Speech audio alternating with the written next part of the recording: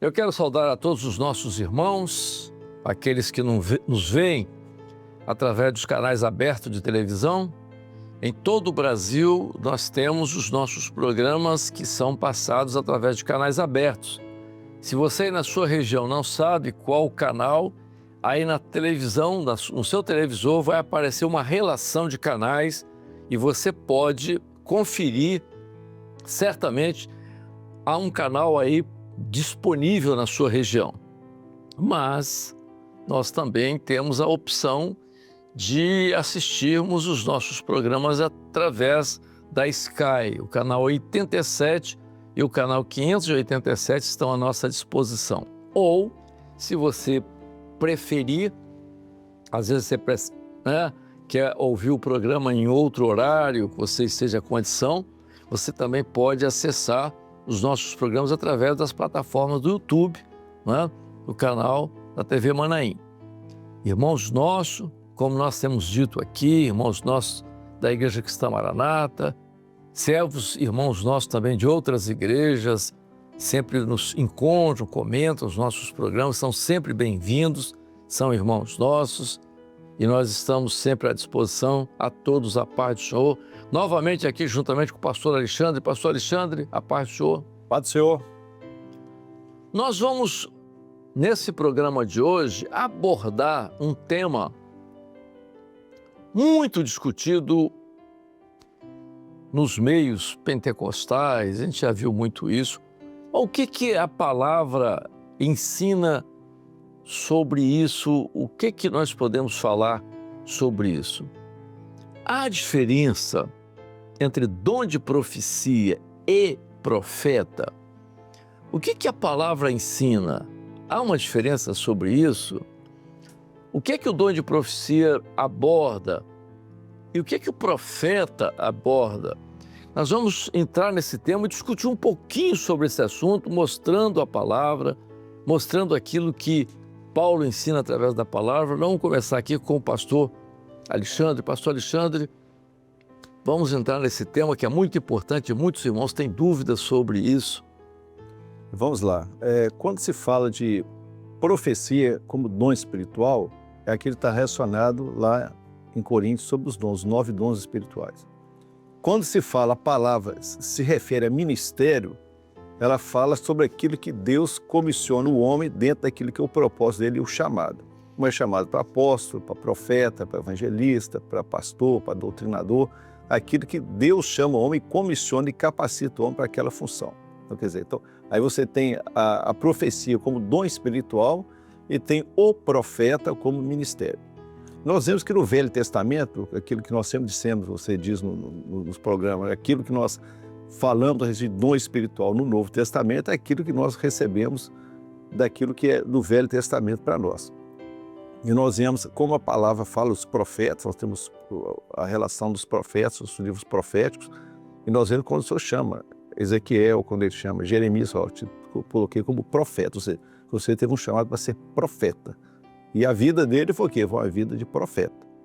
Nós vemos que, além deles, outros profetizavam. Por exemplo, Davi profetizou, Saul, não está Saul entre os profetas, é Saul um profeta? Não, Saul está entre o profeta. O chamado de Saul foi para o governo do povo, ele não foi chamado para profeta, mas ele profetizava, que foi dito ali na palavra. Então nós temos que na igreja, nós temos os dons espirituais, que são dentre eles o dom de profecia, e temos para nós o ministério do profeta. E o profeta, como ministério, é aquilo que define o que o Senhor está definindo como ministério. O que nós temos? Como é que o ministério é levantado?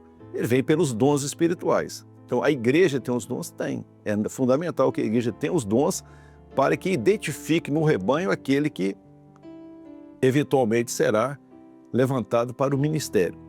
Mas quem vai definir o ministério não são os dons que se tiveram na igreja, vai ser aquele que vai definir no corpo de ministros, no corpo de ministério como profeta.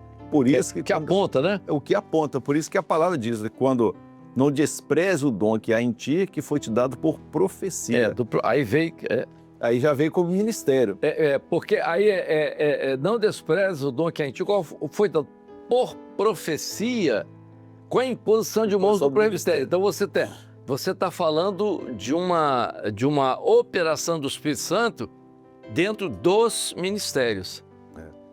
Assim, talvez é fácil. Porque presbitério aí são pastores. Foi a reunião de pastores. Então, na verdade, o presbitério, o que é a união, ou a reunião, é o grupo de pastores, aquilo que é o ministério, é o presbitério. A profecia que veio dentro do ministério, dentro do presbitério, que é o ministério que reunião de presbíteros de pastores. Então, pegando essa ponta que você deixou aí, é o seguinte.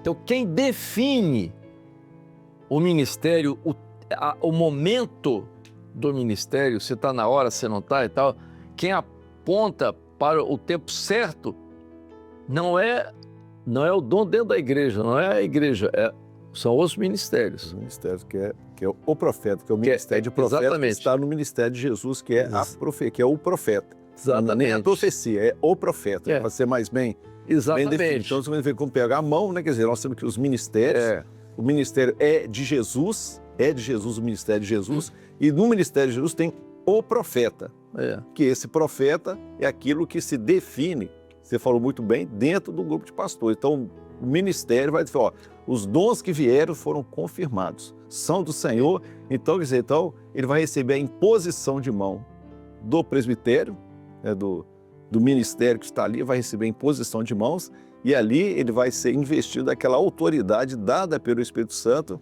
que foi dado por profecia. Porque você falou antes, fora do ar aqui, nós estávamos conversando, porque as pessoas pensam sobre o dom de profecia, né? E fala das filhas de Filipe. Sim, Filipe tinha filhas, cinco filhas, né? Filhas? 5 filhas ou 4, não esquece a matemática. Filhas que profetizavam. Não diz que ele tinha filhas profetas, ele tinha filhas que profetizavam. Falavam do que ia acontecer. Entregavam profecias, mas a profecia, o profeta é ministério, não é dom espiritual. O profeta é o ministério dado. Por isso, às vezes, tem o erro. O que o profeta diz? Às vezes, o profeta, às vezes, até é um equívoco, quando se diz, né? Uma pessoa entregou um dom, o profeta, ele entregou o dom. Não, ele é um irmão que tem um dom de profecia, mas profeta, ele tem que receber imposição no presbitério. Alexandre, você quer ver uma coisa muito interessante com o profeta dentro dos ministérios? Quando você tem uma reunião de pastores, você que é pastor experiente, tal, é conselheiro e tal, a forma como os dons, isso é experiência nossa. É doutrina, mas também é experiência nossa. A forma como os dons vêm dentro de uma reunião de pastores não é igual à forma como os dons vêm na vida da igreja. Tem uma coisa, há certas coisas que o Espírito Santo não revela na vida da igreja, porque nem todos ali estão preparados para uma informação. Às vezes o senhor dá, de uma reunião de pastores, o senhor dá informações que são próprias para os pastores e às vezes tem uma repercussão para toda a obra. Não é só uma ordem, uma orientação para a igreja local. Isso é o ministério do profeta, dentro dos ministérios. Exatamente. Quando você vê os dons espirituais dentro da igreja, elas definem aquilo concernente à igreja. Agora, quando se reúne, o presbitério se reúne, os pastores, nós vemos que os dons espirituais, eles têm a abrangência daquilo que é toda a obra, daquele sentido geral, não apenas limitado ali. Então quer dizer, ali você vê, quando vê os dons espirituais por profecia, aí vem o ministério de profeta dentro do presbitério, que vai definir a... Quantas vezes, Alexandre, nós nos reunimos, isso é para os irmãos entenderem, os pastores reúnem, o senhor deu uma visão com uma dificuldade na Europa. Esse dom o senhor não deu numa igreja local, muito difícil, pode até dar. Mas o senhor, por exemplo, nós estamos aqui, o senhor mostrou uma dificuldade, os pastores estão reunidos aqui, e o senhor mostrou uma dificuldade em Portugal, uma dificuldade nos Estados Unidos, no Canadá e tal, no leste europeu. Então, no meio dos ministérios, e às vezes o senhor mostra o tipo de dificuldade, por exemplo, às vezes uma dificuldade no determinado ministério, ou às vezes uma mudança dentro de um ministério, para lá, para cá e tal, isso, e são dons dentro dos ministérios. É que está dentro do alcance do ministério, como você falou muito bem aí, porque às vezes dá um dom, por exemplo, na Europa ou alguma região do Brasil que for, dentro junto com os ministérios, o que vai acontecer? O Senhor vai mostrar, e que é a experiência nossa, o dom vem, o Senhor nos dá a condição de identificar o motivo daquele dom, qual a abrangência dele, a que se refere, o que deve ser feito a respeito daquilo, que é muito comum. Às vezes, eu tive um dom com a igreja lá na Itália. Ótimo, bom. Às vezes na igreja teve, é para você interceder para a Itália, orar para os irmãos ali. Eu tive um dom que o pastor lá no Rio Grande do Sul estava enfermo, então é para você orar por ele. Não tem que passar para o presbitério vai ver o dom. Os presbitérios têm os dons. Agora, aquilo que é concernente à direção, a governo, o senhor vai dar junto com os pastores reunidos. Ao presbitério, exatamente.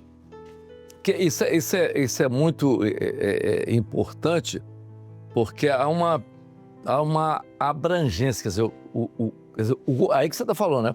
O governo de uma maneira abrangente que é diferente da igreja local. Ela tem o senhor pode até mostrar alguma coisa, mas veja, no início, Alexandre, quando a igreja começou, nós tínhamos vários grupos pentecostais em volta, não éramos só nós. Eu me lembro uma vez, numa cidade aqui do interior, uma igreja grande pentecostal, uma igreja com mais de 500 membros e tal, uma irmã se levantou no meio do culto, entregou uma interpretação de línguas, dizendo, falando para o pastor que estava à frente, meu servo, meu ungido, o seu tempo aqui nessa igreja acabou. Entendeu? Foi um mal-estar tremendo ali naquela situação toda. Então, veja, não era uma igreja nossa. O que o senhor nos ensinou? Esse tipo de governo, quem exerce não é a igreja local. Esse tipo de dom, uma irmã pode até, pastor, o senhor me deu um dom, que o tempo do pastor fulano e tal aqui acabou. Tudo bem, você teve o dom, mas esse dom não vai ser avaliado aqui para a igreja, vai ser avaliado no corpo ministerial. São os pastores, então são os ministérios. Então, o dom veio para cá, vem cá, a irmã teve esse dom aqui e tal. Vamos aqui avaliar no meio dos pastores. É por isso que hoje nós temos da experiência das coordenações, consultando todas as coisas. É por isso que nós temos o conselho presbiteral. Por quê? Porque os dons dentro dos ministérios. A coisa que você falou bem aí, quando você fala o dom vai ser trazido, discernido naquilo que é o governo, que é o presbitério. Um dom desse, a grosso modo, seria uma usurpação do governo.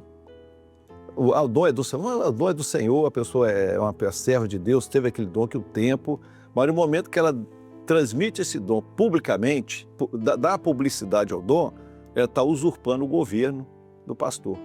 Porque aí ela entrou aqui, ela não tem governo. Se fosse assim, o governo, o Senhor nos deu, Jesus quando tinha o colégio apostólico, ele tinha ali que os discípulos, a partir deles, a doutrina, tanto é que tem 12 é a doutrina, é aquilo que fortalece. Então, a doutrina, ela tem que ser firme, ela tem que ser bem estabelecida, de maneira que ela não pode ser usurpada. Então, quando não há governo, se não há governo, alguém usurpou o governo. O governo é do Espírito Santo. E o governo, ele governa através daquilo que ele estabelece como ministério. Agora, no momento que o dom, ele vem de fora, e ele, não estou discutindo se o dom é do Senhor ou não, vamos dizer, é do Senhor, é servo de Deus, mas ele tem que ser trazido e discernido e colocado em ordem naqueles que o Senhor levantou para isso. Exatamente. Bom, nós falamos muito, Alexandre, em colégio apostólico, tá? A doutrina é apostólica. Nenhum membro de igreja,